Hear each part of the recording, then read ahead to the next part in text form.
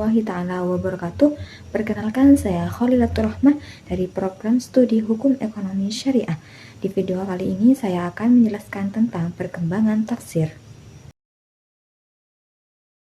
Perkembangan tafsir Al-Quran dimulai sejak masa Nabi Muhammad SAW yang menafsirkan Al-Quran secara langsung kepada para sahabat. Setelah itu, para sahabat dan tabi'in melanjutkan penafsiran berdasarkan bahasa, sebab turunnya ayat dan pemahaman mereka. Pada masa berikutnya, tafsir dibukukan dalam kitab-kitab klasik dan metode penafsiran semakin berkembang.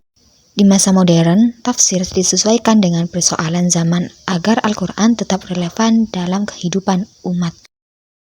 Perkembangan tafsir pada masa Nabi Muhammad SAW. Nabi menafsirkan ayat-ayat langsung kepada para sahabat berdasarkan wahyu dan bimbingan Allah. Penafsiran dilakukan melalui sabda, perbuatan, dan ketetapan Nabi. Contohnya, Nabi mencontohkan tata cara sholat dan zakat sebagai bentuk tafsir praktis terhadap ayat-ayat ibadah. Perkembangan tafsir pada masa sahabat. Sahabat meneruskan penjelasan Al-Quran setelah Nabi wafat. Mereka mengajarkan tafsir kepada umat Islam di wilayah-wilayah baru seperti Kufah dan Basrah. Dalam masa ini ada 3 tokoh penting, yaitu Ibnu Abbas, Abdullah bin Mas'ud, dan Ubay bin Ka'ab. Mereka dikenal sebagai sahabat yang paling ahli dalam tafsir dan menjadi sumber utama bagi generasi tabi'in.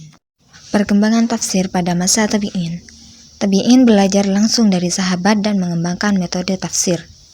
Mereka mengumpulkan riwayat dari sahabat lalu menyusunnya menjadi bentuk tafsir yang lebih sistematis. Muncul madrasah tafsir di Mekah, Madinah, dan Irak. Setiap wilayah memiliki gaya tafsir sendiri. Makkah berfokus pada riwayat Ibnu Abbas, Madinah pada hukum, dan Irak lebih rasional. Tafsir mulai ditulis dan diajarkan secara formal. Ini menjadi awal kodifikasi tafsir sebelum akhirnya dibukukan oleh para ulama besar di masa berikutnya. Kodifikasi tafsir klasik. Tafsir mulai dibukukan dalam bentuk kitab besar. Ulama menyusun tafsir lengkap yang mencakup penjelasan ayat, bahasa, dan hukum, misalnya tafsir Al-Tabari. Muncul metode tafsir bil ma'thur. Tafsir jenis ini mengutamakan hadis dan penjelasan sahabat serta tabi'in, seperti tafsir Ibnu Katsir. Muncul juga tafsir bil ra'yi, berdasarkan akal.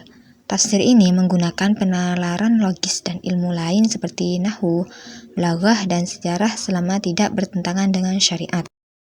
Perkembangan tafsir modern muncul sejak abad ke-19 sebagai respon terhadap tantangan zaman. Perubahan sosial dan ilmu pengetahuan membuat ulama menafsirkan ayat dengan pendekatan baru, menggunakan pendekatan tematik, ilmiah, sosial, dan konstekstual. Tafsir tidak hanya menjelaskan ayat satu persatu, tapi juga membahas tema besar seperti keadilan, lingkungan, dan kemanusiaan. Pada masa ini, terdapat 4 tokoh penting, yaitu Muhammad Abduh, Rashid Ridho, Fazlur Rahman, dan Quraish Shihab. Mereka berusaha menjadikan Al-Quran sebagai pedoman hidup modern tanpa kehilangan nilai spiritual dan moralnya.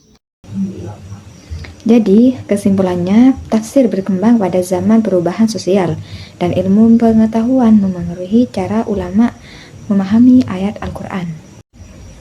Setiap masa memiliki metode dan corak tersendiri. Tujuan utama tafsir tetap sama, memahami dan mengamalkan Al-Quran. Semua bentuk tafsir bertujuan mendekatkan manusia kepada Allah dengan cara memahami petunjuknya dengan benar. Sekian video dari saya. Wassalamualaikum warahmatullahi taala wabarakatuh.